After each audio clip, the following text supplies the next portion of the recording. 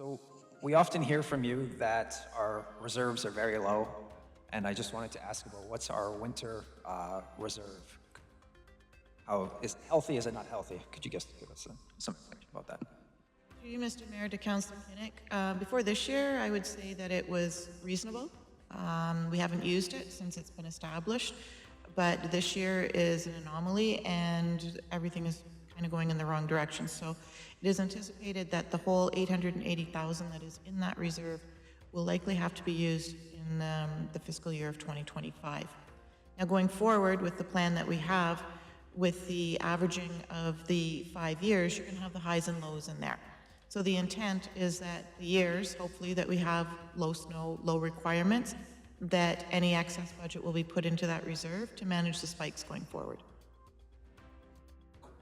The additional request with this report, that would just to replenish the reserve because we're going to transfer that money into the budget, or we keep the reserve and we just add this to the operating budget?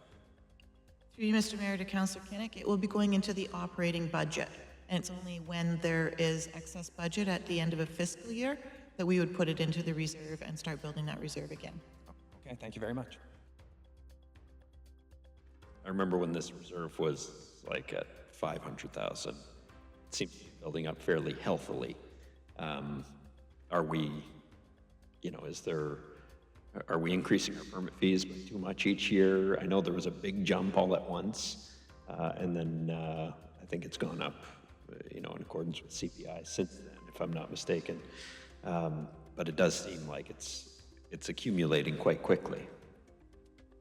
Mr. Mayor, I guess I haven't put a lot of analysis to this, but in recent years, we've seen much greater revenue in permit fees than probably the beginning of your council time here, where it was maybe a bit more flat. Maybe it's increased significantly in a short period of time.